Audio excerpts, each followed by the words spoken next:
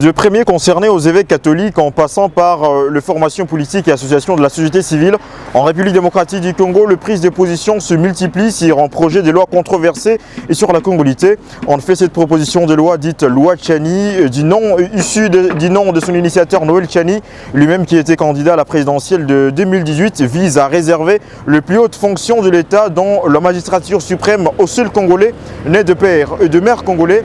Déposé à l'Assemblée nationale en juillet 2021, ce texte jugé dangereux par ses détracteurs avait été rapidement écarté avant de revenir dans le débat public après l'annonce en mars dernier de son inscription dans le programme de la session parlementaire en cours. Une question qui refait surface et autour de laquelle se développe une grande diversité d'opinions sur toute l'étendue du pays, particulièrement dans la ville touristique de Goma, à la question de savoir si oui ou non la loi sur la congolité mérite d'être adoptée au sein du Parlement. Encore une fois de plus, des opinions s'opposent. Je pense que c'est une loi qui a été initiée pour déstabiliser certaines affaires politiques. Pourquoi nous le disons? Cette loi, en principe, pour qu'elle soit votée, elle ne doit pas être contraire à la Constitution. La Constitution elle-même prend l'égalité de tout Congolais devant la loi.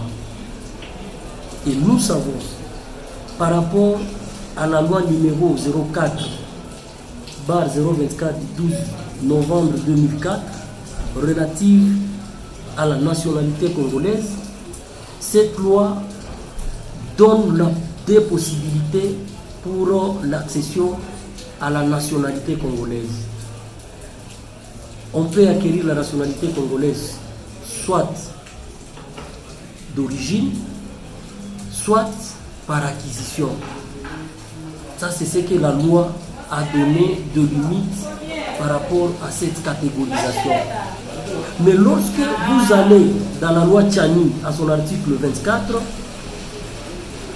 il veut créer un autre type de nationalité tout en s'écartant de la philosophie constitutionnelle. Ce qui va créer des frustrations, ce qui va créer des discriminations. Et nous, en tant qu'acteurs politiques, nous voulons que tout Congolais qui est patriote, qui a l'amour de son pays et qui respecte la condition qui est donnée par la Constitution, qui est Congolais d'origine, soit se présente à la magistrature suprême. Donc, mon analyse, elle est simple. Nous ne sommes pas d'accord avec la loi Tchani parce qu'elle veut nous amener à un état de discrimination, ce qui n'est pas nécessaire pour nous. Une lecture non partagée par cet acteur politique qui soulève à son tour la problématique de l'infiltration des étrangers dans les hautes institutions du pays. Selon lui, l'adoption de cette loi limitera considérablement cette hémorragie dont souffre la République démocratique du Congo depuis plusieurs décennies. Alors, je pense que c'est normal à notre niveau qu'il y ait une loi qui détermine réellement qu'est-ce qu'on sous-entend par Congolais. Alors, n'en déplaise à certains, à notre niveau, nous pensons que la loi Tchani est à soutenir. Pourquoi? Parce qu'elle nous permet de diminuer les infiltrations au niveau de la tête ou au niveau de la gestion de la République démocratique du Congo.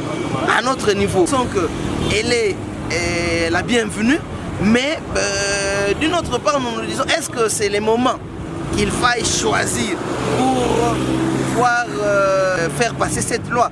C'est là la grande question que toute la classe politique maintenant doit se poser. Pendant ce temps, les voix ne cessent de se lever pour barrer route à cette proposition de loi. Des manifestations populaires sont signalées de toutes les provinces du pays, et dont le dernier cas en date était celui de la ville touristique de Goma et de la province de l'Ituri, pendant que certains voient dans cette proposition de loi un atout constitutionnel qui limitera l'influence des espions étrangers dans les hautes institutions du pays. D'autres qualifient cette proposition de loi de raciste et xénophobe.